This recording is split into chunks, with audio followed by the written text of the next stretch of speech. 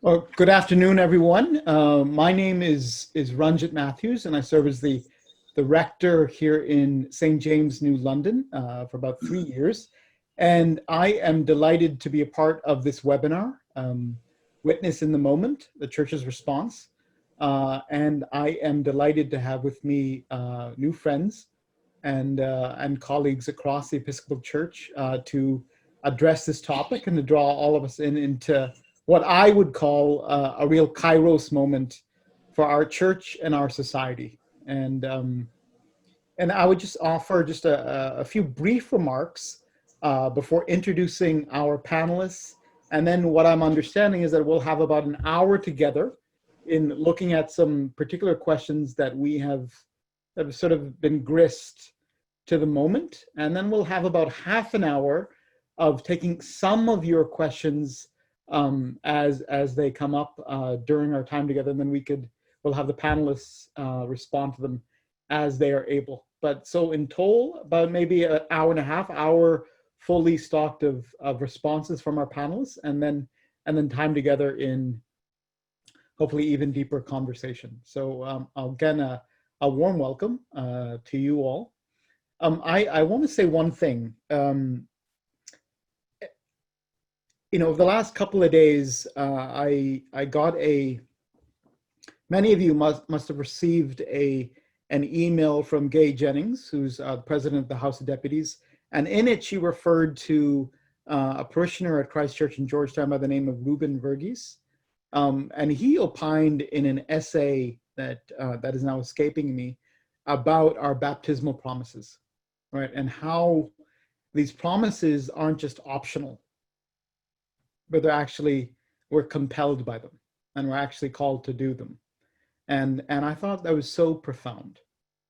And in this moment of sort of a more global pandemic in terms of racism here, at least in the United States, how do we move from a domesticated gospel to ones in which all of us feel more compelled to meet this Kairos moment, right?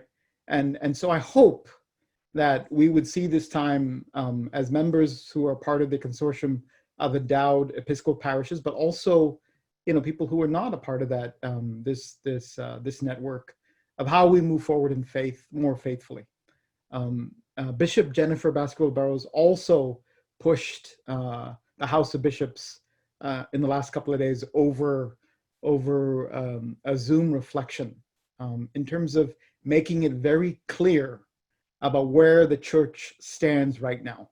Just as, and it'll be very anecdotal, as she said, just as Ben and Jerry shares on their website about how they are about serving ice cream, but also dismantling white supremacy. Can we be that clear as a church, as the Jesus movement out in the world, to our defining characteristics and leaning into our baptismal promises? So that's part of what I hope we can lean into as a group. My first question to our folks, and I'll name our people who we have. We have the Reverend Canon Leonard Hamlin, who's the Canon Missioner at the Washington National Cathedral. We have the Reverend Florence Ledyard, a rector of St. Bartholomew's in Baltimore. We have Chip Sherrill, who is a parishioner at St. John's Lafayette Square in Washington, D.C. We have the Reverend Angela Shepherd, who's the rector of St. Bartholomew's in Atlanta, Georgia. We have Diana Bender, who is a parishioner at Epiphany Church in Seattle, Washington. So we have a wonderful array of panelists here. And first question that I want to ask to Canon Hamlin is why you agreed to be on this call, Leonard? Well, thank you very much for the invitation. I'm grateful to be with all who are taking part today. When the invitation came to share in the conversation, first of all, it is what we need to do now when we're looking at this now moment. But any action that we are involved in begins with awareness. And I appreciate the opportunity to sit, to have conversations so that we can raise the awareness part of what we will most likely get into in this moment is the recognition and the discussion that even though we're talking about racism, we've already heard some speak about how they are unaware of existence.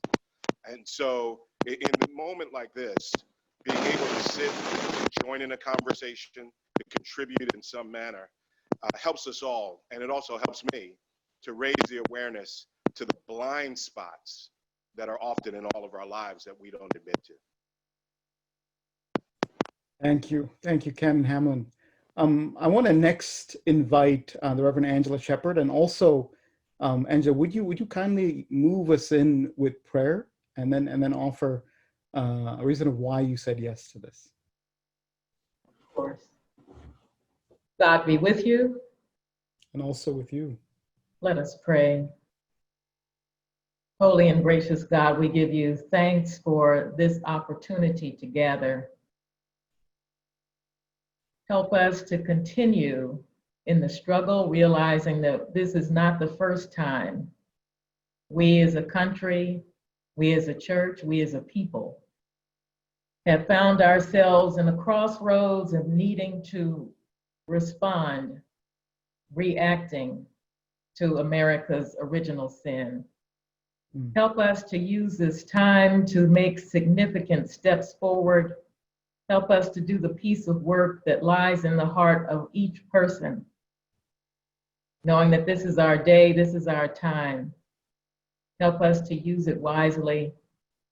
And at the end of this webinar, may we all be inspired and encouraged and courageous, filled with your Holy Spirit to do the necessary work that involves dismantling racism.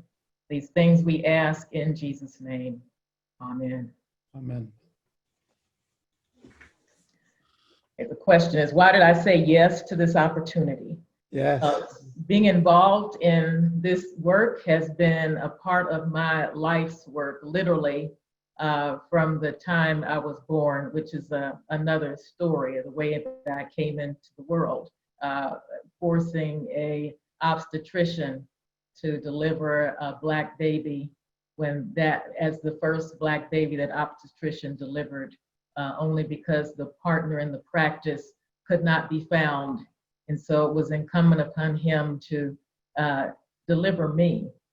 And since then, so I came into the world that way and have been involved in this work in different places, different forms, different fashions, even to this day. And so the opportunity to be a part of this panel, as well as knowing that there are others who are interested in learning, hearing, and continuing the work. If I can do anything to help someone else along the way, I'm more than welcoming the chance to do so.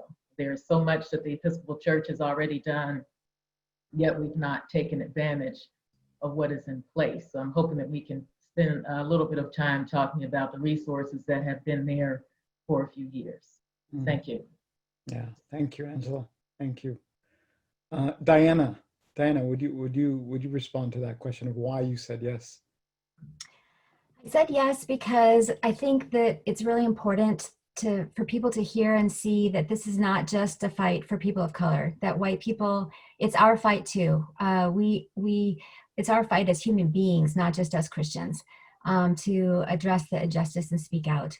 I partly said yes because the panelists of color wanted white voices on the panel as well. And so I was responding to that. I've been working, I felt like I was nodding along with Angela. This has been a part of my life for a really long time. I had a very big aha moment after being raised in a very white suburban neighborhood when I got to graduate school and realized, oh my gosh, that I was complicit in racism and that I had a role to play and that I needed to undo that. And I began, I was a part of an organizing collective here in Seattle in the late 90s, trying to push our institutions to treat children of color, especially educational institutions, to have more equity in the system. So yeah, I'm here. I said yeah, and I've continued to do that work by co-founding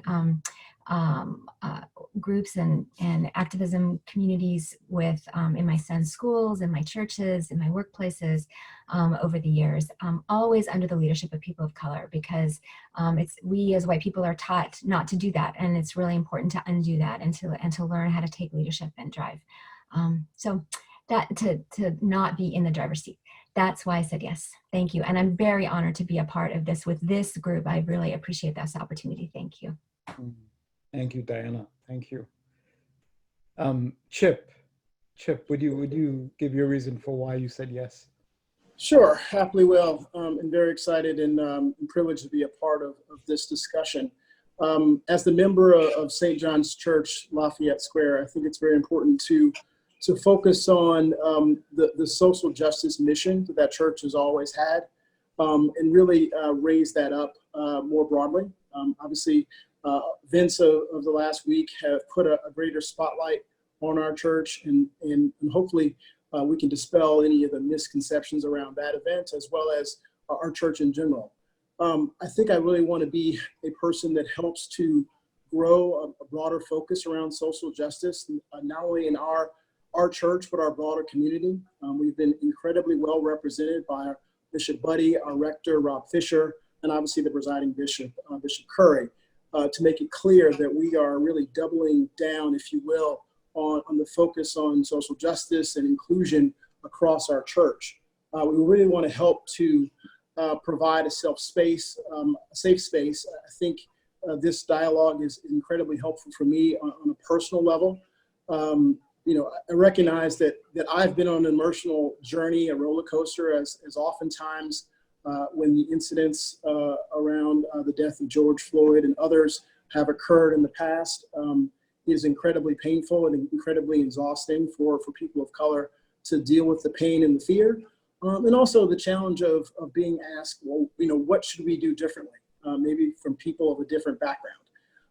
And again, if we can have these open dialogues, maybe we can broaden that coalition a bit on who can address those questions in a very inclusive way.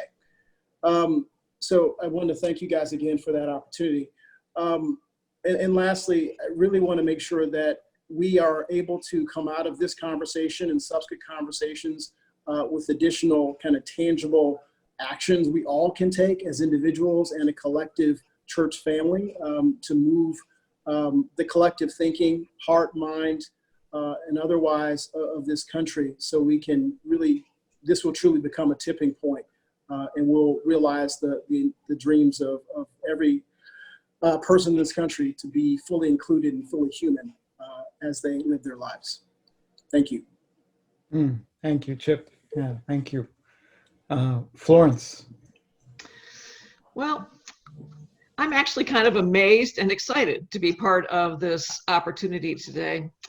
I serve a church in Baltimore, Maryland, that was formed just before the Civil War, but the sanctuary was not built until after the Civil War. When the neighborhood started to change color, the congregation moved to its present location in West Baltimore. In 1954, the congregation made what I think is its most critical spiritual decision of all time. It made the decision that it would never again leave the community if it changed color. And in fact, they were so committed to it that they put down on paper the list of things that they would do when the first person of African descent walked into that church. Did they go out to seek and find? No, they did not. But when Inez Haney Dotson walked in the door in 1965, as she recounts, they wouldn't let her go. And she serves right now as the coordinator of our pastoral team, and her son just finished a stint as our senior warden. In 2005, the congregation established a strategic plan, and one of the strategic imperatives was to grow, but not to grow unless we could be diverse. And so now we are a multicultural congregation by the national standard, which defines multicultural as the predominant culture is no more than 80% of the congregation, because when the minority culture reaches 20%, there's actually a biologic and organic shift in the dynamics of that congregation. We are now at 75-25 and continuing to balance as we move forward. With that comes all the joys and the celebrations and the delight of becoming multicultural, but also all of the complexity and the struggles and the difficulty of that as the congregation continues to move forward. So I'm amazed to be part of this because I do not have the credentials that all of you have who are sitting on this panel. I am a parish pastor, but I'm excited because I think what is happening right now in this country is perfectly awful, and it is pathetic, and I think it is just beyond comprehension. But because of that, I actually think this is a moment of great hope. So in this really wretched time, I actually think there is the possibility of something that can happen that will be transformative, because I think what is happening is audibly and visually undeniable at this moment. And because of that, I think we, as a community of people of faith, grounded in our baptism, have the opportunity now to do something incredibly creative, incredibly remarkable. And so I'm excited to be part of this. I'm excited because of the community that I am part of, and because of the choices and the decisions that we are already making to take some steps forward. But I'm excited and amazed, but excited to be here because I am pretty excited about what's possible. And I trust that God is going to just grab hold of us and drag us along in one way or another. So I'm happy to raise a hand, I'm happy to open my mouth, and I'm happy to move my feet with my community as we continue to move forward, and to do that in concert with all of you characters and those who are listening and those who haven't even bothered to show up yet. So that's why I'm here, also because you all asked.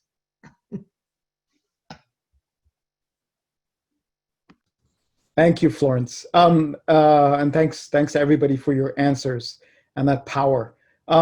Folks, to everybody's point, and what I said earlier, that this is really, in my understanding, and as Dr. Kelly Brown Douglas has also said, this is somewhat of a, well, this is a Kairos moment for our church and for our, I think, our broader society, and even even in sort of best-selling book reviews and the like, there is a deep desire across at least the United States to deepen our understanding of how we are complicit in some way around in racism and white supremacy. Books like White Fragility by Robin DiAngelo and How to Be an Anti-Racist by Dr. Ibram X. Kendi are just really soaring on the list. And so I wonder, and I don't pretend to understand who is on this call and all the different ways in which we might show up, but I wonder if all of you in particular could share a little bit about how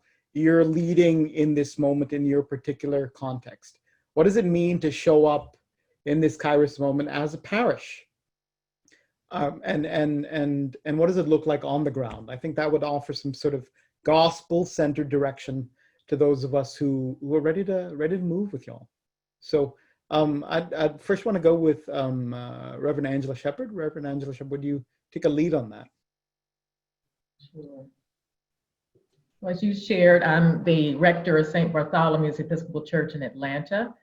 It's a congregation that is only 65 years old, and throughout its history, it has been dedicated to many different social justice matters. The first rector going out into the streets of Atlanta to march for civil rights, gay, lesbian rights, women clergy, interested in homelessness, things of that nature, pastoral care for mental health care, spirituality.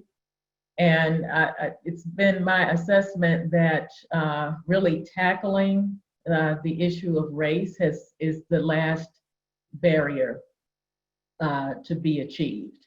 So I arrived in 2018, and that summer, parishioners suggested we take a pilgrimage to Montgomery to partake in those very meaningful, the lynching memorial and the museum that is there. And a precursor to that meant reading James Cone's The Cross and the Lynching Tree.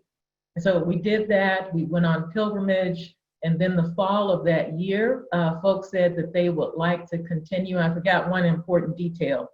St. Bartholomew's, by its own declaration, is 96% white. So by their own desire, we formed a group called Healing Racism, Pray, Listen, Act that started meeting the latter part of 2018. So they meet monthly. And then last year, when the Episcopal Church released Sacred Ground, its new curriculum focusing on dismantling racism, these same folks decided that they wanted to offer it. And so since last fall, there have been 2 opportunities, one for the monthly meeting and then another time each month for Sacred Ground, which involves different groups of people who are gathering for that. So I have been inspired by the work that has bubbled forward from a group of people within the congregation. I try to do what I can to encourage them, but I'm very proud of this effort that they have taken on to do that. So what do I do when I show up? I show up as who I am. So just being present means, as an African-American woman there, I don't have to say anything. I just, technically we know that people of color, when we show up in spaces that are predominantly white, that speaks volumes. My hope is that we will continue this work. Right now, there are groups organizing to participate in the protests. So I'm inspired by those initiatives that are occurring. And my role is to support what is happening. So I'm really glad to see the progress that has been made in just over 2 years and look forward to its continuation. Thank you, Reverend Shepherd. Diana, I want to draw on you and what that looks like over in Seattle. Can someone else go for a second? Because I've got a lot of noise in my background I'm trying to resolve. Sure. Ken Hamlin, would you respond? Certainly. Working at the cathedral is probably a very unique context. And let me begin by saying first that I think in engaging the work is to make certain that we are raising within the congregation and as well as beyond the appropriate theological questions that sometimes are being asked, but maybe not being asked out loud. What I mean by that is most of us in any situations, but especially right now, probably begin by asking, where are you, God? In the moment, how we're facing everything. Not only that, but what are you up to? And as we're asking those questions really of God, we are drawing ourselves, hopefully and prayerfully, into a conversation and into his presence that will challenge us to really ask the question, are we walking with God in this moment? And so I often tell all of our work ought to be grounded first in how we see that, because we have a way, very much all of us, of dividing the sacred and the secular. And what I mean by that is we come to our congregation and we come to Sunday mornings looking for God. And we call that really the sacred space. But when we get home, we're not looking for him. When we get home, we're not engaging him. When we get in other relationships, we're not there. So it is trying to at least press in a foundational way that we're always wrestling with the appropriate theological questions that guide our life and shape our life and really guide our actions. And then as you have posed a question in terms of our own showing up, we have a very unique mission to be a house of prayer for all. And many of our efforts right now are showing up in the moments individually and getting others to show up where they can. Certainly as the cathedral, that we are convening conversations and getting people and persons and individuals to the table who may not have been at the table, have no relationship, who are assisted with what we might call these difficult conversations to find the kind of common ground, or at least a crack in the door where some breeze can blow for future relationships to be built. And so we're wrestling with that. We're inviting others in. And so with these interfaith conversations, a lot of our work is interfaith as well, that I am working on. Being at the cathedral and, as I said, working in this context many years, having to come to this context now, you know, I'm not, and I've heard the term, of course, I'm not a cradle Episcopalian. And so I'm rooted out of the Baptist church, and actually I am Baptist. And so I engage these conversations and draw on a lot of different perspectives while we're in it, and challenge others to see that difference. And because of the witness of the church, that there's room for all of us at the table. Thank you, Ken Hamlin. Yeah. We're really seeing gospel-centered leadership from our contexts and parishes, folks, and how we can lead in this moment. Yeah, so grateful. Diana, I want to draw on you now. Yeah. Thank you. Now it's quiet. Sorry about that. Life does continue on. Yes. So I just want to, I'm going to build on what others have said rather than repeating. I think that this idea of, I want to talk about how we've been convening conversations on, we have been also using the Sacred Ground Dialogue Circle framework from the Episcopal Church, which is wonderful. I feel like I'm watching a movie I've seen before, right? Like we had Trayvon Martin died, and lots of people got involved, and some white people as well. And then it kind of fittered away. And then we had Michael Brown's murder and Ferguson, and then it fittered away.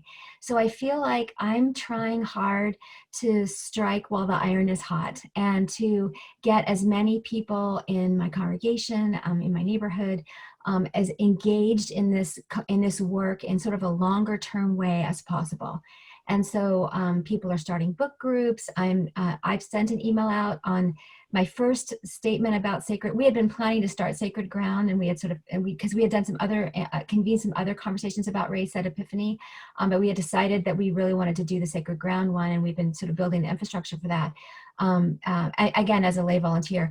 And on May 29th, I said, we got to do this right now. Like, I don't care. We're not waiting. We got to do it. And we started. So now, what is that, 11 or 12 days later, we have 52 people signed up in groups. And so I think there is something happening that feels different this time. And so what I've been trying to do is help my parish take advantage of this moment by getting people involved in things that are going to last beyond the media, right? And so for us, that turns out to be Sacred Ground. I think in other places, it might be something else. I think the other thing I want to add to this conversation is that I do think that white people need to balance this idea, like we've got to step up, and I think we need to balance this idea of stepping up, but also listening and educating ourselves. We need to listen to people of color, to leaders of color, locally and nationally, and do what they say, and engage with other white people and get them engaged. And I think the last piece I think that's really important here is donating. I think that we have resource, that one of our gifts as SEEP members and as SEEP congregations, we often have people in our pews and in our churches themselves that are wealthy. And so finding places that people can donate to, and resourcing our making sure that people know where they could donate. There's a lot of fear and anxiety about the right place, and there's all this stuff around, sort of, I would call it white organizational culture around, like, is it a good organization? Is it in Charity Navigator? Blah, blah, blah. A lot of the organizations that really need resourcing right now do not have that kind of infrastructure to be part of these systems of Charity Navigator or whatever. And yet they're great, and they're doing really important work. And we need to let people know about them. Thank you.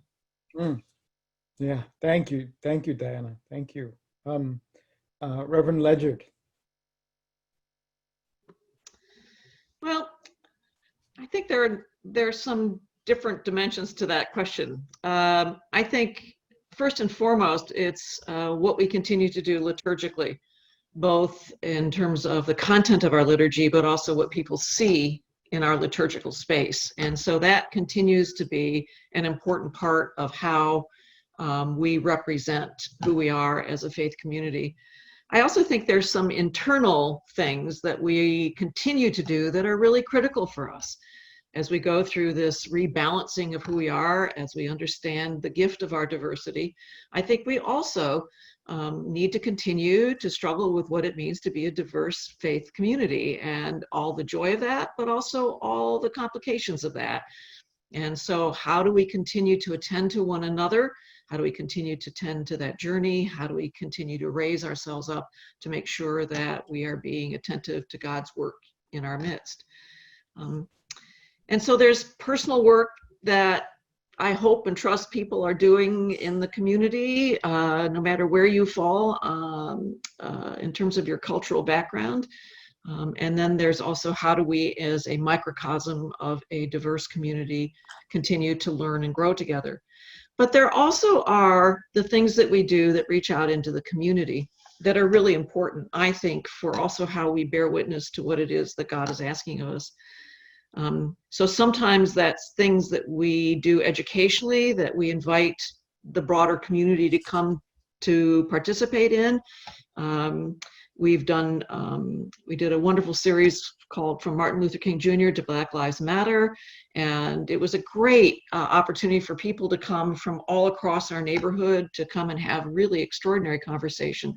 So there's the ability for us, I think, to continue to learn at whatever level we need to, but to also make those opportunities available to the communities in which we serve. I think there also are things that we do externally in the community that are also really important. Things like where we invest our money. We have an endowment. It is all invested in ESG. And so part of that is that we screen every company that we support to ensure that there is minority representation, if in fact it is not already a minority company. And so in our financial deliberations, we are already utilizing our assets in that regard. We are involved we have 2 501c3s that are on the grounds that support our neighborhood, both in terms of immediate assistance, but also in terms of helping families gain financial and social and economic stability. So there's a lot that we are doing, and we also now have some plans about what we're going to do specifically to respond to this particular time and place that we are going to implement. Do you want to know about those right now? Well, I can draw on those a little bit Okay. later. All right, later. But part of what you were asking was also about what happens when we personally show up. So part of what I hope happens, at least at St. B's, which is what we call ourselves, is that when I do show up as a woman of European descent, I hope that when I show up, that part of that is my capacity to value what we're doing and to bring a servant leadership role to that. That part of what I hope is happening is that when I am there, that people are hearing me, seeing me, and understanding that these issues of racism are central to who we are as a congregation, but who we are as people of God. And so when I am there and I'm in that capacity, what I hope is happening is, at least from my abilities, whatever they are, that when I speak and when I act and when I encourage and when I support and all the ways that I can be a servant leader in that congregation, that as a person of European descent, that people are understanding that I hope I'm functioning as an ally, but not a passive ally. I hope they're seeing me function as a very determined, clear, persistent, tenacious ally, and that will bear fruit for us as a community, but also in our broader neighborhood. Yeah, thank you.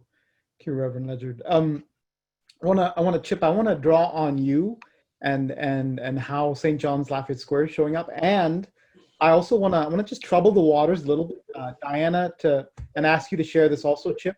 Dinah and Reverend Ledyard, you talked about sort of this personal showing up and also the institutional power.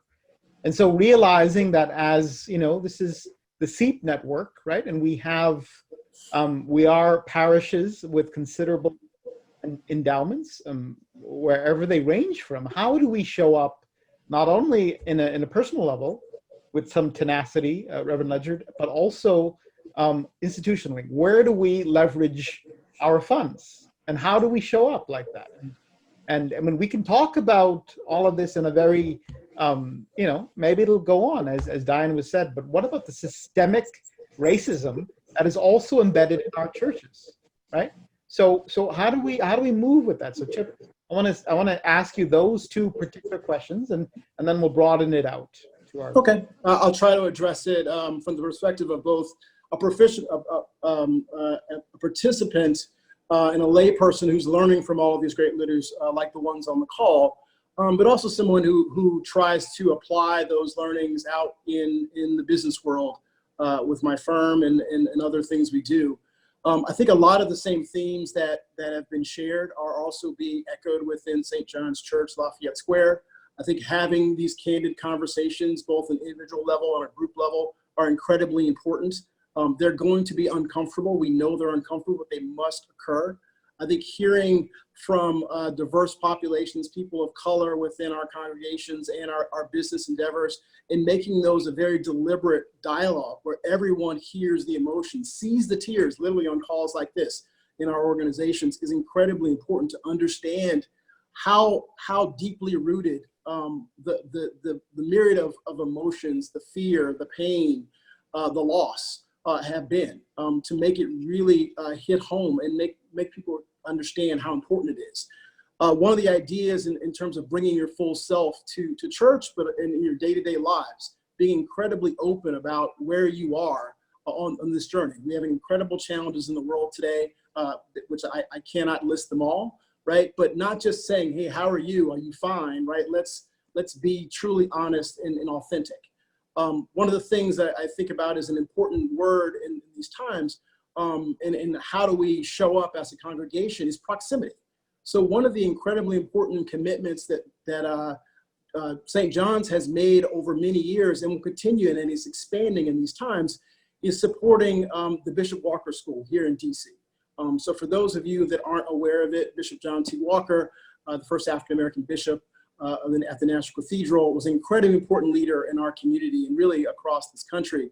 And that school provides a free education, top-notch education, commensurate with and consistent with some of the best schools in the city and beyond, to African-American boys in wards 7 and 8, and beyond that. And really making sure that we have an echoing impact on those communities. If we think about the education and the support that those boys get for themselves, for their family, and their surrounding community, if we can change the lives of those 70 to 80 children, think about the exponential impact across that community, across our city, and across our nation, right? By simply providing equity, that's essentially what we're doing. And I challenge our congregation to be present, not just write checks, right? To be present, to have proximity with those boys and with those families. Understand they're fully human, as I said before. They're fully contributing members of our society that have great gifts to share. And I think we'll see an incredible growth in our congregation from that proximity. So yes, we will write bigger checks. Yes, we will show up for those boys and their families. But I think we also need to show up for ourselves, because that is what is going to move the needle. That's what truly makes this a tipping point in our community, in our country, by coming together and living together and experiencing and looking at each one of those children and each one of us in the next pew as a brother, a sister, a mother, a daughter, or what have you, that is valued and deserves our love and support, which is fully consistent with the teachings of the Episcopal Church. So we're simply walking the walk. And I think we just have to do more of that. And hopefully we're representing that with our new commitments as a congregation. Mm-hmm. Thank you, Chip. Yeah. That's powerful. Are there other folks who want to address this? That just right? Yeah, Reverend Shepherd. I think you asked about how basically endowed congregations can make a difference. Yeah. Unfortunately, I think is the farther we move away from George Floyd's funeral, the farther we move away from protests that have taken up the entire globe in response to this atrocity. The challenge that we face, not just for people who have endowments, but for the Episcopal Church in general, the challenge is to stay focused, to not become distracted. There's been a lot of conversation about needing to defund or reorganize the police departments, the whole legal justice system, and we know that that's very much necessary. However, if that were to be resolved tomorrow, that does not mean that systemic racism would end. So we all, as Episcopalians, have an opportunity to do the deep work at an individual level, and not to be drawn into my church has transferred $10,000 to this entity, and therefore I can say that I'm a part of it. Not to say that, oh, I went to a protest or I'm working on advocacy. People have to do the internal work, the work of the heart. We've seen laws that have been changed throughout the history of this country that supposedly were to open doors, and they did open some doors, but enough hearts have not been changed. So I want to encourage people who are here, who are listening to this, to do the hard work, to be a part of the decisions that will be made with congregations who do have endowments, to be a voice that says we need to look to see where the funds are invested. And if this is because of an individual who has done their work and has a new understanding of the sin of racism and how it hurts everybody. It's not just people of color, white people are also, everyone is hurt by the sin of racism. But it's going to take personal work, not simply transferring money or writing a check or dropping off a bag of groceries. This is the hard work that we are called to do as a people, as a country, and as the Episcopal Church. Want to remind us, the Episcopal Church, founded by people who came from the Church of England. So we have mirrored in our governance the same governance that's part of the United States. And so together we find this dovetail moment of church and state to do what I believe is the will of God, to make a place for all people where we respect the dignity of every human being. No ifs, buts, whatever, maybe about it. Each person created in the image of God. We have to realize we put up divisions that God did not intend. But we have an opportunity to continue to change. Thank you, Reverend Shepherd. Yes. To folks, I just want to let you know, I mean, we have a little bit of time remaining. I want everybody to realize that this is being curated, this is being recorded. So in a little bit of time, this will be on the SEEP website for us all to remember and understand and to see, and just to keep that there. If you have some questions, please leave them in the chat box, and we will look at them in the coming minutes. Reverend Ledyard, I just want to draw on you to respond to the ways in which we can use our institutional power as SEEP members to leverage the change that we seek from the gospel. Okay. I think it's really important that that we are deeply grounded in our worship and in our spiritual journeys. However that happens, both within our congregations, but also within the institutions of our church, and how we function as a denomination. I think if we are not grounded deeply in our spiritual journeys, then the kinds of things that that Angela is asking us to attend to will be less than transformative. If we're really going to stay in this with robust energy and commitment for the long haul, for the long term, because this is not going to stop tomorrow, then our personal spiritual lives and our personal spiritual journeys need to be absolutely grounded and steady and informed by these concerns and these questions. So I think that is something that we can offer guidance for within congregations, within dioceses, within the national church. How do we continue to invite us as spiritual characters to stay engaged at that kind of level? I also think, however, that it needs to be a part of congregational desire. I think it's really easy to presume that we don't have to pay attention to this as congregations, whether you're a multicultural congregation or not, that congregations need to have some kind of commitment to exploring this original sin of this country. The sin of racism is deep and broad and profound, and we have been suffering from it from our inception. And this Episcopal Church has had a myriad of kinds of responses to that sin of racism. And so I really would say that as congregations, we need to have the courage, no matter our makeup, no matter our diversity, to say that we absolutely need to be committed to pursuing this, an understanding of what the sin of racism means and how pervasive it is, both personally, but in our communities and in our church and in the world at large.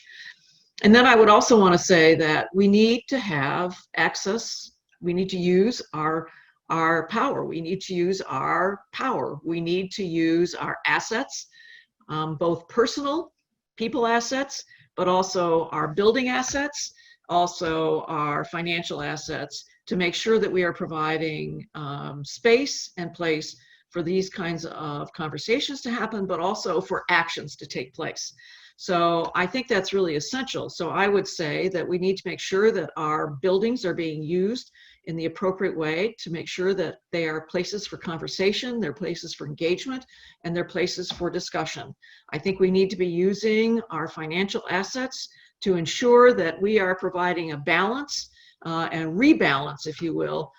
We are repairing the breach. We are doing the reparation work that we need to do to make sure that the kingdom of God is balanced and right and good. So that means where you're investing your assets.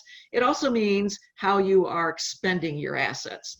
And I think that's really important. We have a outreach grants program at St. Bartholomew's, which we are turning into a reparations fund to support young African-American entrepreneurs in our neighborhood, to give them the financial and the mentorship that will help them succeed. And then finally, I also want to say that I think we need to use our voices.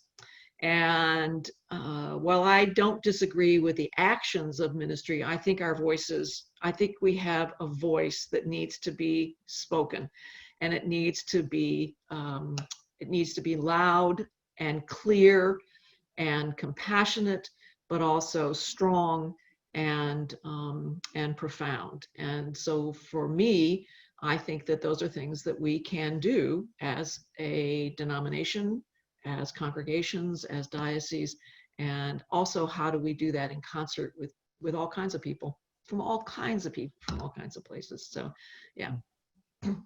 Thank you, Reverend Ledyard. Angela,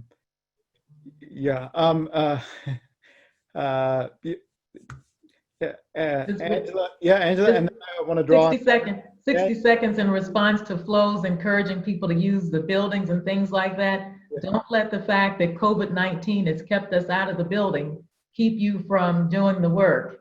We can use Zoom and other platforms easily. Don't delay. Thank you, Angela. Yeah, Flo, yeah. I just want to say, I was thinking long term, Angela. So I appreciate about it. Zoom in some ways is actually an amazing opportunity that all of us are having to get a grip on, or at least I am. So I think that's actually a vehicle that that can be really profound. But I wanted to also say, in terms of buildings, however you define that, I was actually thinking long-term, because I think this is a long-term journey. Thank you, Florence. I want to draw on Ken Hamlin and Diana on this in particular, and also I'm mindful of time. Also, folks, we also know that people, I know for me, that we may have traversed this conversation on any number of levels and of journeys, right? And we may come into this work having connected to anti-racism work for a long time, Diana, right? And yet some of us who may have only got here by a deep searing pain of seeing George Floyd murdered, right? And so there are levels of fear, of anxiety, of levels of wokeness, right? Of maybe saying the wrong thing when engaging in hard conversation. And so I wanna draw on the whole panelists, and also Ken Hamlin and Diana, to this institutional power, and also how do we navigate, how would you invite folks who are maybe ruminating and rummaging in this fear to also not be sort of idolatrous of fear, right? Which can happen, right? Which we worship that as opposed to moving, right? And so how do we create space as parishes to okay, we have some fear, but we're willing to push and get beyond that, right? So those two questions, Ken Hamlin and Diana, would you take up? First around institutional power, and then we'll lead into that, and we can take on all the panelists for that one. But Ken Hamlin, let's start with you. Certainly, I do want to thank really all of the panelists and what has been lifted, because we're touching on so many different points already, and it's been inspirational for me to hear everyone. Part of what, when we talk about it as institutional, is we're in a moment right now where we should be reevaluating, as has been said, the way we do things and how we use our resources. And so reevaluating that, just don't look at, as we say, doing what we've always done or waiting for the moment to return to what we have been doing, but to part of our conversations right now is looking and reevaluating all of that, because we are in a moment where doors are open as well as some doors being closed. And being able to go through those doors and engage ourselves in work that we have not done. As we're walking, coming out of, as we know, Pentecost Sunday and the Spirit leading us, we should really be seeing things we have not seen, engaging in ways that we have not engaged. And I love, of course, Flo, as you were saying, using our voices, because that is an action that we need to take up. And so how we're moving forward in the days to come is extremely important. What has been lifted in so many ways about the will, we have to make sure we are using and defining for individuals terms such as courage and boldness and faith in ways that are very applicable in this moment. That we know fear is always going to be there in life. And someone said, courage is not having no fear. It's being to acknowledge, of course, the fear and still moving beyond it. So acknowledging that we all have fear, we all be uncomfortable. This is a work, and I've heard my colleagues as well stress, that we're in a moment right now where this is difficult work. And if we call it something else, we're just trying to reach the part of individuals that make them comfortable where they are. And this is a moment where we have to recognize perhaps we're in this moment so we can get up from where we are and go to where we need to be as individuals, certainly as persons of faith, as a country and a nation. And it is going to take time. I say that for everyone, that it's going to take time when we look at this. This morning, and I've heard already twice, someone mentioning a conversation that King had with Walter Fauntroy shortly after the death of Kennedy, where everyone was saying what's going to happen to the work, or perhaps this is a moment where we would move forward. And he looked at Walter Fauntroy and said he was afraid that we're still a 10-day nation, that our mindsets and our focus will only last a very short period of time before we move to something else. And it's going to be us that we're going to have to press and lead in this moment.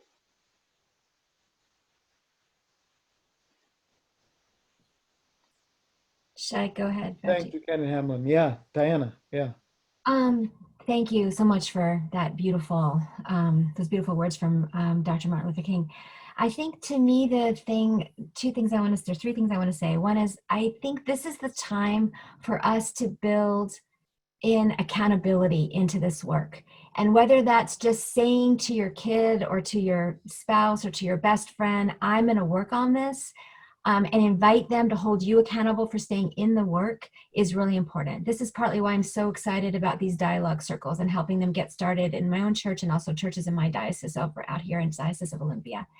That there's a way for people to plug in and stay engaged past that 10 days that Dr. King spoke of. And so, but I don't think it has to be formal like a group. It can be you deciding, you know, I don't want to lose that energy after the 10 days. And this is really hard work. And I need help and maybe that's because I'm a coach, you know, so I want to set up accountability, but I feel like it is about making a commitment and creating that and deepening that commitment in some way that holds you accountable, so that in August, if you're not doing the work, or in September and you're not doing the work, somebody is going to say, wait, didn't you say that you were going to do blah, blah, blah. I think the second thing I want to say is that I do feel like the institutional piece, there's so much systemic and institutional racism. The Reverend Shepherd already talked about this, right? Like if even if we fixed the police accountability problem, there's systemic racism would not go away. And to me, the one other way to be engaged in that is by asking in your partners that you are giving money to as a church, or the partners where you are volunteering, is asking them the question, help me understand how what we're doing right now as I'm volunteering, or how the money I'm giving you is making a difference for people of color. How is it addressing racial injustice in our society? How are you making sure that you're having equally good or better outcomes among communities of color than you are among white communities? So asking those questions, I think, is really important. I think in relation to the question of fear, I think that this is why Jesus said like a bazillion times, do not be afraid. I mean, I think we have to rely on our faith, and we have to rely on the angels that tell us not to be afraid in the stories in the Bible. And we have to shore each other up and support each other, which is, I think, the other piece of accountability is that support. And I think for white people, we are so afraid of making a mistake. And I just want to say, you're going to make a mistake. I've made 1,000 of them, and I continue to make 1,000 of them. And even though I sound like I've been doing this for a long time, I'm still learning. I spent my whole life being steeped in racism. It's really hard to undo, and I just have to keep trying. And I think letting go of the fear of perfectionism, I think that's the other thing. We've been inculcated to be perfect or to aim for perfectionism. We are not going to be perfect at undoing racism, and that is okay. It is much more important that we speak and act than it is, and it maybe stumble and do it wrong, and then apologize if we did it wrong, you know, and then we keep trying and we keep doing it. Thank you, Diana. I wonder, we're now at the 4 o'clock period, and I know I'd love to also hear from Reverend Shepherd and Reverend Ledyard and Chip around fear and action, and also draw in some questions that we have from the chat, and so I'll add that in as you all can respond. One question is, and we talked about this actually earlier, is so how do we leverage change without becoming political, right? Jesus, of course, is political in his incarnational work, but I'll leave that there. So that's one question, and let's see. For those of you, and all of you, for those who have worked on a long period on dismantling white supremacy and doing anti-racism work, do you feel any different now? And and then are you optimistic that things could really change? So let's speak to the fear and then also to those particular questions. I want to draw on Chip first, and then we'll go to Reverend Shepherd after that, and then Reverend Ledyard. Yeah, thank you. I think talking about this in the sense of focusing on fear is a very human component. And I actually, to build on something Diana was talking about in terms of people making mistakes and having the fear of not being perfect. And there are two thoughts that come to me more from a professional capacity, and people looking at diversity and inclusion in those forums. Oftentimes people come to support or be in conversation for reasons that may not be aligned with your own. So I sort of touched upon it earlier, the whole notion of head, heart, and even wallet, right? And I think the church often thinks about wallet in the sense of where are we, giving our money? Like where what are we supporting? How much money are we bringing in for whatever cause? But from a business standpoint, in my regard, oftentimes we have people that come to these ideas around diversity and inclusion because it makes good business sense. I cannot count the number of organizations that have put out commercials or statements around Black Lives Matter over the last 2 weeks. And there's no way that I have the capacity to say which of those are genuine and which of those are not. At the same time, we have to give people and organizations a level of grace, a little bit of space in some ways. And that's hard because I'm in a lot of pain right now, but I have to step back and say, give them the benefit of the doubt. Even if they're coming at it from a purely economic reason in this circumstance, they're here to try, right? And give people the opportunity to start that dialogue. And hopefully it moves a little bit more to the head, to the logic of what's fair, what is simply equitable, right? And then ultimately to the heart, which ties to the teachings of our church and the things we go do each day. So I think the themes around getting a little away from fear, but I think the ways to overcome it is to give people a level of, again, grace and leeway, if an acknowledgement, right, of that, and do not bash someone if they're approaching it from a starting point that isn't equal to the ideal, right? Everyone has a level of bias, regardless of your background. Our key is to acknowledge that unconscious bias and push through it, right? Have the conversation about it being present in all of us, know that it's there, and do the hard work internally to say, I understand I may think of this person differently because they're not like me, they don't look like me, they don't have the same level of melanin in their skin, or whatever the reason is. But are they worthy of my time? The answer is absolutely has to be yes. And what can I do to support that individual? That's the way businesses and organizations look at it, but I see strong parallels between all the great things that everyone has said on this panel that resonates completely with those ideas. So that's my thinking around the question.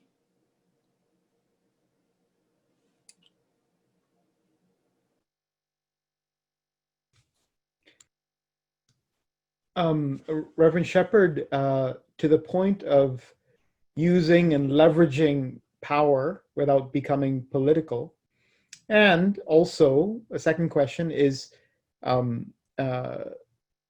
whether you feel more hopeful now than you have before, and are you optimistic that things will change? These are questions from our participants. Yeah. Yep. Okay, so what is politics? We're talking about people.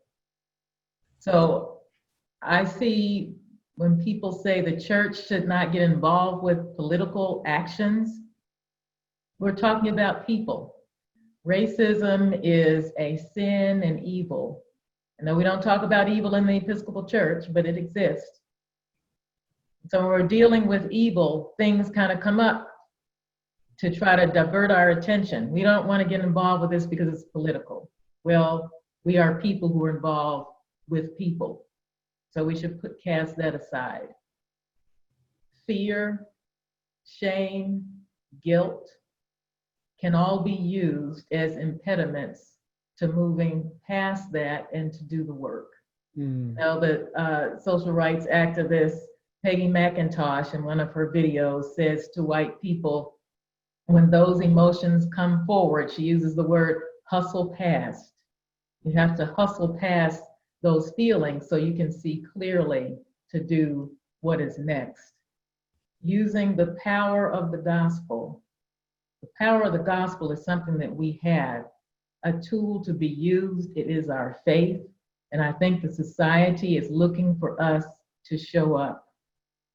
The Episcopal Church since the 1950s has had resolution after resolutions at its general conventions, and we're in the midst of one right now saying that we are dedicated to dismantling racism. There are dioceses throughout our denomination that are doing that work. Right here in the Diocese of Atlanta, the Absalom Jones Center for Racial Healing is active. I know in my former diocese, the Diocese of Maryland, it is active. There are other places, New York, Los Angeles, Mississippi, throughout, but then there are also some that have succumbed to fear. Fear. So that's already been talked about. Thank you, Diana, for speaking to that. But let us not have this opportunity wasted. So I do have hope. I have hope because through decades, we as a denomination have said we wanted to do this, and people are doing it, and there's room. The harvest is plentiful, but the laborers are few. Still. So I encourage people to start reading, praying, and figuring out where God is calling you to act in this very important moment in time. Thank you, Reverend Shepherd. In lieu of the time and wanting to get to most of the questions, I'm going to open up some more questions, and we can respond as we feel so moved. So a question for that came up is, how do white people transition from doing internal work of education like reading to engaging in the actual action of anti-racism work and anti-blackness work? So that's a question that came up. Maybe I'll draw on Diana and Reverend Ledyard and others. I wonder. So that movement, right? How do you transition from doing that internal work of education and reading to then moving into action? I don't know if either of you or anybody on the panel would like to take that on. Diana, I guess you're happy to, or do you want to, Reverend Ledyard? Okay. I think that the reading and the study is really important, and I don't ever want to downplay that. But I think that transition to action has to happen relatively quickly. As you're reading and you're getting inspired, you will, as you're reading, you're going to get inspired to do things or to say things, right? And maybe it starts out by saying them at your dinner table, or to your parents, or to your children, or to your best friend. And then maybe then maybe you write a prayer for, that you invite your church to use, or maybe you begin to ask tough questions of commercial vendors that do businesses that do stuff for you, as Chip was referring. Like everyone's been saying, we're together, So maybe you ask them, like, how are you together, or what are you doing, or calling people on when you notice that some kind of inequity or difference. I think that you can start small like that. If you're brand new to this, you can start small in that way, and then gain confidence from it. And as Reverend Shepherd says, the Reverend Shepherd said, like, hustle past, as referred to Peggy McIntosh's idea, hustle past it. And so that's what I would say. If I could, I certainly would add the level of relationships. And I after so many years of being involved in this conversation, and you asked this, I think, directly, what can white people do? And it does boil down to developing meaningful relationships. There are relationships that we have in our lives that come to us, and then there are relationships that are developed by us. And there are relationships, even if we were to look at sometimes our professional associations or relationships, they have been motivated by intention, because I know this would benefit my life. Being able to address racism is to know that having diverse relationships will benefit my life. And so it does begin at home, and I'm grateful, Diana said, in those conversations. But if we look at it individually, there may be persons already in your congregation who you may have never sat down and had a meaningful conversation with, or perhaps had coffee with, or had over to your house for dinner, or introduced to your members of your family. I could go on for that, but I encourage that we examine, and persons examine, what are the depth of my relationships with those who are affected by it. I only understand certain aspects of this world because of the relationships that I have with others, whose experiences are sometimes different than mine. And just because I don't see it doesn't mean it doesn't exist. And the only way that I can know that it exists is by sharing that experience with someone else. And so even, I would say, congregationally, sometimes we will focus internally, but congregations can reach out to each other, and should be at this time, when we talk about the internal work and the external work that goes along with it, that our persons even saying, you know, we know you've been across town, and we've never, you know, when we look at our congregations, our makeups are different, our congregations are different, but can we develop relationships on that level? We can talk about that, but it begins with developing these relationships that will change our perspective, because I get to meet you as a child of God, and I get to meet you knowing that you've been created in his image and in God's image, just as I've been created in that image. So I would encourage that. Would anyone like to just jump off to what Diane or Ken and Hamlin like to add to that? I can, if you don't mind. Couple of thoughts that come to mind listening to those words. One idea is a bit more direct. I think one of the things is, as a person of color, you oftentimes aren't in the spaces where aggression happens, where systematic racism is being driven, if you will. Right. If you're a white person, to be direct, you may be witness to microaggressions or broader aggressions against people in your community and people in your workplace. Try your best to call that out. And I think a safe way to do that is not, hey, you can't do that or you can't do this. It's more asking open-ended questions about what's behind that statement you just made or that action you just took, right? And get people talking about maybe their own preconceived notions of what a person of color or a person of a different background or faith tradition may have about the world. I think that's a great way for people to expand their thinking and to do the work, to move beyond the reading and self-reflection and really be a very, an activist in their day-to-day lives every day, calling out those microaggressions and helping others to expand their thinking. And then I kind of laughed to myself on the second point with all of these incredibly well-educated faith leaders.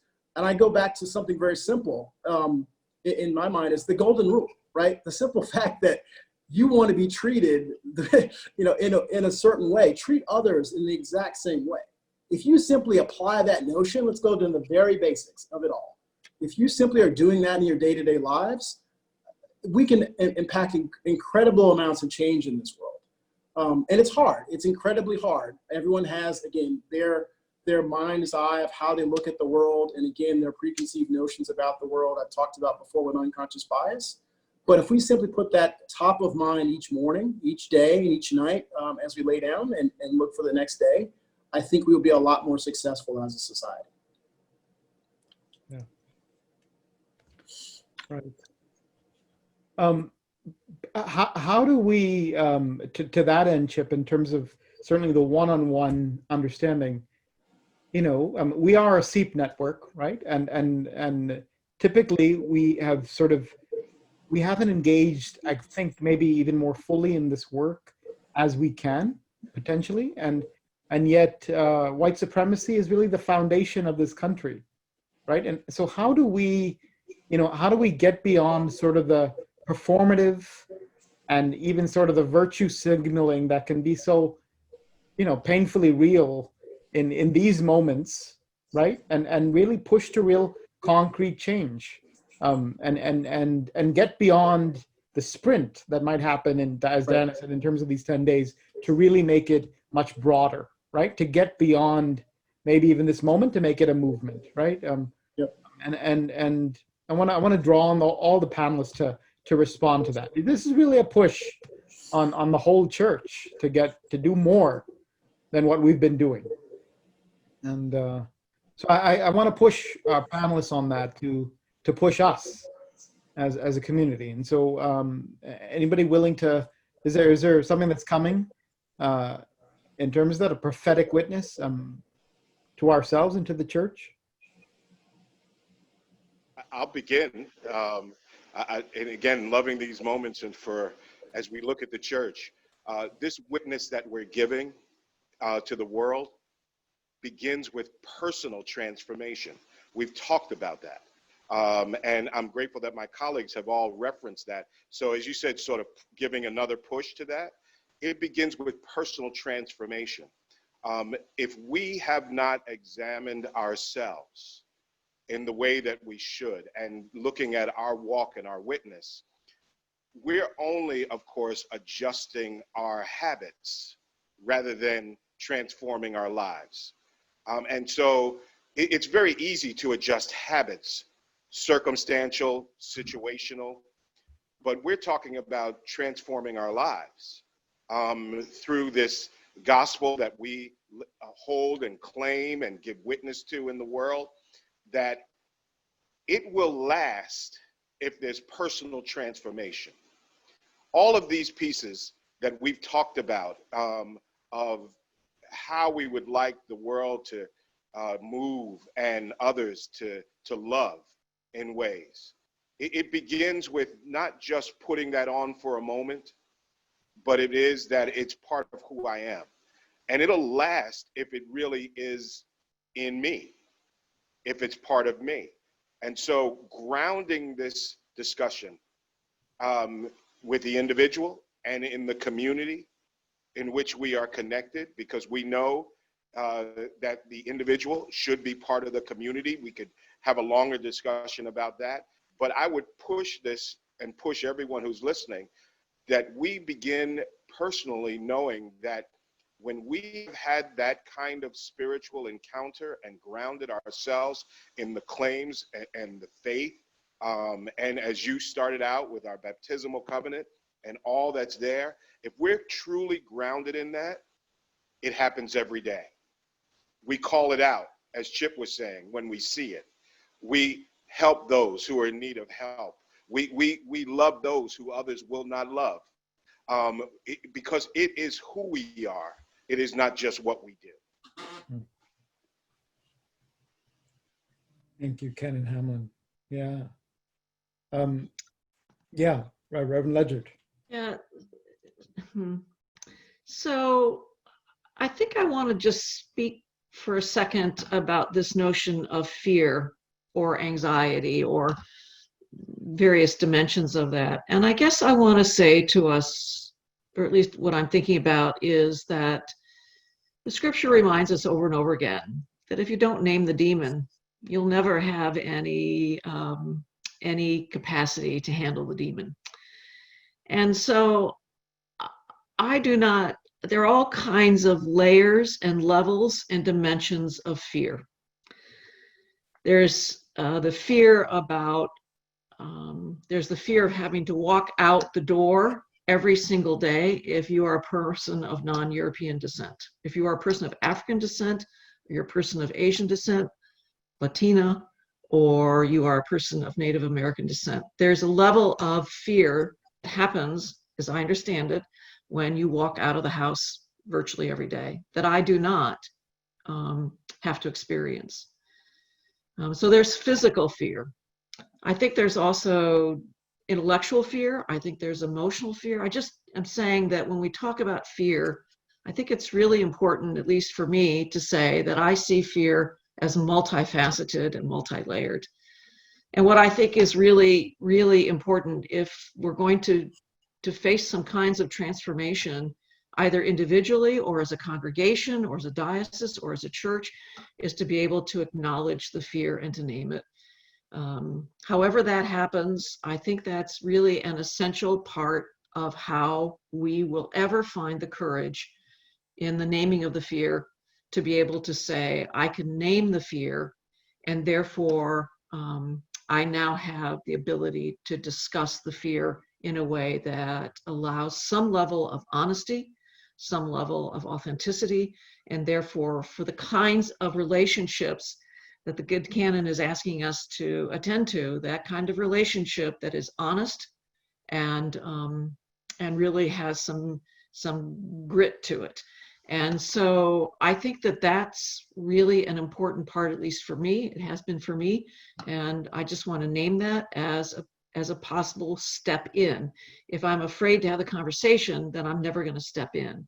And so being able to name the fear, it seems to me, is an important part of that, which then, it seems to me, can help provide the path forward for relationship building, but then also for the way in which we function as the body of Christ to speak up. I don't ever understand why in the Episcopal Church we think we cannot engage in political activity. I don't understand that. I don't understand why we cannot, and because I know we do, why we cannot stand before the legislative entities of our country and speak about policies and procedures that matter to the health and the well-being, the vision and the ethos and the ethic and the morality of this country. So I don't understand why we think we need to back off from politics and exercising our power as a prophetic voice and as people who stand for something really, really critical and really, really important. That's a far cry difference than standing up in a pulpit and telling you to go vote for a particular person. But I will hold on to the fact that gospel justice requires that of us. I no longer use the term social justice. That has been totally co-opted, as far as I'm concerned, by the political world. It's been totally politicized. But gospel justice, you bet. And I don't care where that takes place, in what environment. I think that's what we're called to do. That's what we're called to engage in. And so, again, I think it begins with our ability to name the fear individually, corporately, and however. But then as we engage in that relationship building, I'm hoping that the community that evolves out of that then gives us the empowerment to go speak gospel justice in any environment that we need to, legislative, corporate, or wherever, that we have the ability to speak up and speak with one another. If you don't mind, I wanted to build upon that, and thank you so much for talking about politics in that way. It made me nod my head repeatedly. But it also makes me think about the notion of how history repeats itself. And one of our key kind of values and actions is to prevent the level of repetition around racism. Many people talk about racism in terms of, hey, it was the original sin, and now there's this slow march. Just be patient. It'll all be fine someday, right? But in reality, it's been a circular move. It has been, we take a step forward, we take a step back. And we're in one of those periods of time where we're potentially taking a step forward, but it's in the midst of a time frame, political or otherwise, where there have been a number of actions around us taking many steps backward. So going back to the education and self-reflection part, if we look at our history as a country, from slavery, we had internships. From Reconstruction, we had Jim Crow. From the Civil Rights Movement, we have mass incarceration, the war on drugs, and incredibly deadly immigration policy today. All of those things are reactions to progress. And if we understand that those reactions are active today, we can recognize them. So look at our history to inform our future. I think that's an incredibly important thing we all need to do each day.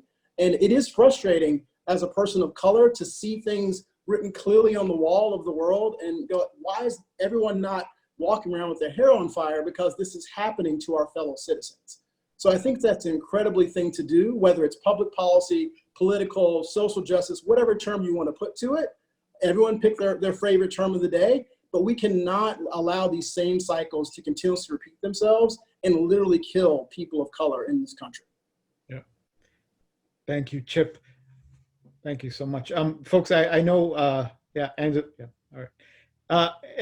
I'm going to draw on you into just one second. Can we also add to Reverend Shepherd And also maybe I would ask Reverend Ledyard and Kenneth Hamlin and Diana and Chip to maybe offer just a few words from you all, just as a clarion call and as sort of a dismissal of how we can more further lean into this work. And Reverend Shepherd, I'll start with you and what you wanted to say earlier.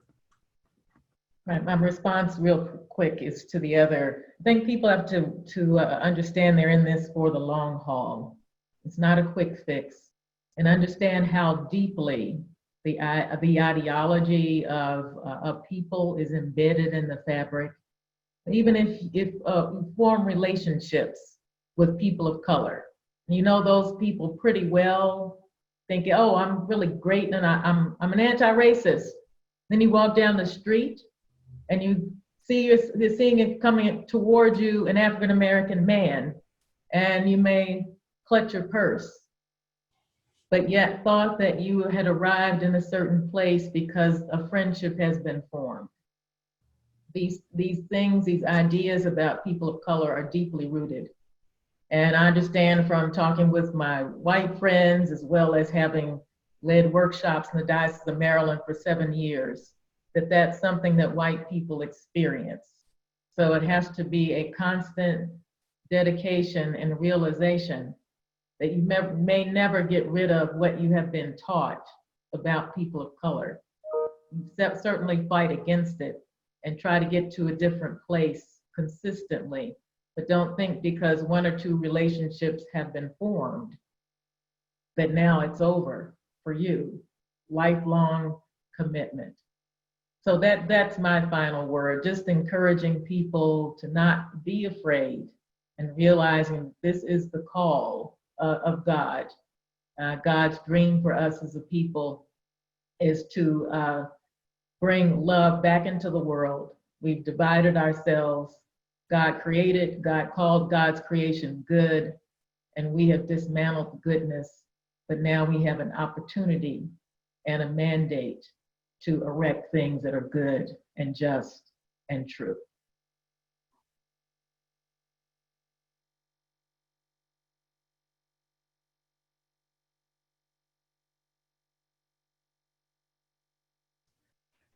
Diana, I want to draw on you, and then Ken and Hamlin and Chip, and then Reverend Ledyard close us out. I know we are just at time, but just a few words of encouragement to those of us who might be new, but those of us who also might have been in this for some time. First, I want to say amen to what Reverend Shepherd just said. I just want to say start, do it. It's okay. You can do it. And stick with it. Think about the legacy that you want to leave for your children, your community. Think about what you want to have people say about you. And it is so sticky, this racism. Racism is so sticky in our brains and our souls and our behavior. But you can wash me and I shall be clean indeed. So start, stick with it. You can do it. There's great love. Thank you, Diana. Ken Hamlin. Certainly, I do want to encourage everyone in that as you opened us up as our host, you were speaking about what we've all been lifting in terms of this Kairos moment. And again, I remind us that when King stood in moments similar to this, when this issue was at the forefront of our society, he spoke about the fierce urgency of now. And that's the way we ought to be looking at this moment, is that we need to move, we need to follow the leading of the Spirit in this moment so that we don't miss the now that we're living in this moment. I grew up always singing and always remembering that there's a bright side somewhere. Don't rest until you find it. There's a bright side somewhere. Thank you, Ken and Hamlin. Yeah, thank you. Chip. Yeah, it's very hard to build upon those great ideas. I think those notions around bringing joy and love into our communities and building relationships with others, I echo all those thoughts. I think about it also in the sense of again, to build on Diana's point on the world around you and your legacy. We have a lot of anxiety right now, and some of us have that level of anxiety all the time. But what can we do to bring that joy and care and fellowship in others? and making that your mission each day in some little way each day. And back to my previous point, allow yourself a level of grace, a level of reflection, ability to step back. Don't let the guilt and the fear overwhelm you. Persevere and try again in a different way. You'll ultimately be successful as a community if you do that, right? Grace and action gets the results around joy and love. Thanks. Thank you, Chip. Yeah. So I started out by telling you all that I was really excited to be part of this. And I think that the reason for that for me is because I think this really is a distinctive moment. I really think that, again, it is hard for us audibly and visually to not understand at hopefully a much deeper level and a much more pervasive level the reality of the world that we're living in right now. So I actually find that as exciting because it raises up for me the hope that we will be in less denial than we normally are. And so part of what I want to raise up for us is this notion of helping the scales fall from our eyes, finding the ways that we can begin to just see more clearly, whether that's seeing myself more clearly as a woman of European descent, whether that's seeing my community, my church, my neighborhood, whatever it is, the ability to see with more clarity and to be able to see with more precision. I think that's really essential. So however we do that, I think is really worth the effort and the energy. I think that's what we're really called to do as people of God. But the other thing that really I want to hold on to is I don't have to do this alone. I don't have to do this by myself. I have this remarkable faith community that I have the privilege of being with. I have this panel today, and I have a church, and I have a neighborhood. I guess what I want to also hold up for us is that there's absolutely no fundamental reason as the scales dribble from my eyes. I wish I could say they just massively disappear, but as they fall off one by one, what brings me hope and energy is that I'm not alone, that I have a community of faith to be there with me, to help me as I stumble my way to glory, and that we are never alone, that we have a God who never, ever walks away from this, never, ever walks away from our ability to continue to be held accountable for how we really will create the community of love and how we really will be the kingdom of God. And that for me is just remarkable, delightful, and exciting. So thank you. Thank you, Reverend Ledyard. Thank you, Chip Sherrill. Thank you, Reverend Angela Shepherd. Thank you, Diana Bender. Thank you, Ken and Leonard Hamlin. And to all of you for being with us. And this is just a wonderful, there's so much grist and depth in all of our conversation. And I want you to know that this has been recorded and will be up on the SEEP website as soon as it is done, I believe. And so please return to it to receive all the wonderful resources and gifts of spirit that were shared. Thanks again. And yeah. One quick thing, Reverend Mathews, I also want to thank you for your care and your sensitivity as you have helped us have this conversation. And thanks to SEEP for even having the conversation. Amen. Yeah. Thank you. Thanks, everybody. We go in peace to love and serve the Lord. Bye, everybody.